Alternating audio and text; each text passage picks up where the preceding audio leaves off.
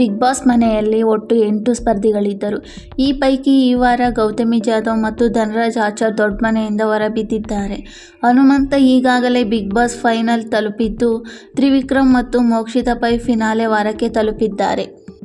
ಈ ವಾರ ಉಗ್ರಂ, ಮಂಜು, ರಜತ್ ಮತ್ತು ಭವ್ಯ ಗೌಡ ಸೇಫ್ ಆಗಿದ್ದು, ಈ ಮೂವರ ಪೈಕಿ ಒಬ್ಬರು ಎಲಿಮಿನೇಷನ್ ಮೂಲಕ ಹೊರಬೀಳಲಿದ್ದಾರೆ.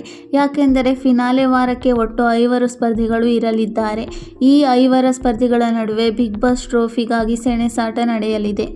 ಈ ಬಾರಿಯ ಬಿಗ್ ಬಾಸ್ನಲ್ಲಿ ಅತ್ಯುತ್ತಮ ಆಟವನ್ನು ಪ್ರದರ್ಶಿಸಿಕೊಂಡು ಬಂದಿರುವ ತ್ರಿವಿಕ್ರಮ್ ಅಪಾರ ಸಂಖ್ಯೆಯ ಅಭಿಮಾನಿಗಳನ್ನು ಸಂಪಾದಿಸಿದ್ದಾರೆ. ಇವರೇ ಈ ಬಾರಿಯ ವಿನ್ನರ್ ಆಗಬೇಕು ಅಂತ ಅನೇಕ ವೀಕ್ಷಕರು ಅಭಿಪ್ರಾಯಪಟ್ಟಿದ್ದಾರೆ. ಅಂತಿಮವಾಗಿ ಯಾರು ಬಿಗ್ ಬಾಸ್ ವಿನ್ನರ್ ಆಗ್ತಾರೆ ಅನ್ನೋದನ್ನು ಕಾದು ನೋಡಬೇಕಿದೆ. ಇನ್ನು ಬಿಗ್ ಬಾಸ್ ಮನೆಯಲ್ಲಿ 16 ವಾರಗಳನ್ನು ಪೂರ್ಣಗೊಳಿಸಿ ಫಿನಾಲೆ ವಾರಕ್ಕೆ ತಲುಪಿರುವ ತ್ರಿವಿಕ್ರಮ್ ಅವರು ಈ ಸೀಸನ್ನಲ್ಲಿಯೇ ಅತಿ ಕಡಿಮೆ ಸಂಭಾವನೆ ಪಡುವ ಸ್ಪರ್ಧಿಯಾಗಿದ್ದಾರೆ ಎನ್ನಲಾಗಿದೆ. ಅವರು ವಾರಕ್ಕೆ ಎಷ್ಟು ಸಂಭಾವನೆ ಪಡೆಯುತ್ತಿದ್ದಾರೆ ಅನ್ನೋದರ ಮಾಹಿತಿಯನ್ನು ತಿಳಿದುಕೊಳ್ಳೋಣ. ವರದಿಯ ಪ್ರಕಾರ ತ್ರಿವಿಕ್ರಮ್ ವಾರಕ್ಕೆ 40,000 ರು ಸಂಭಾವನೆ ಪಡೆಯುತ್ತಿದ್ದಾರೆ ಎಂದು ಹೇಳಲಾಗಿದೆ.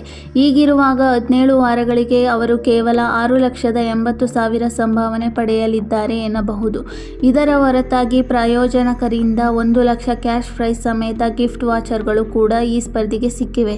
ಇದಲ್ಲದೆ ತ್ರಿವಿಕ್ರಮ್ ಗೆದ್ದರೆ ಬಿಗ್ ಬಾಸ್ ಟ್ರೋಫಿ ಜೊತೆಗೆ 50 ಲಕ್ಷ ರು ಕ್ಯಾಶ್ ಪ್ರೈಸ್ ಸಿಗಲಿದೆ. ಕಾರು, ಸೈಟ್ ಸೇರಿದಂತೆ ಹಲವಾರು ಬಹುಮಾನಗಳು ಸಹ ಸಿಗಲಿವೆ ಎನ್ನಲಾಗಿದೆ.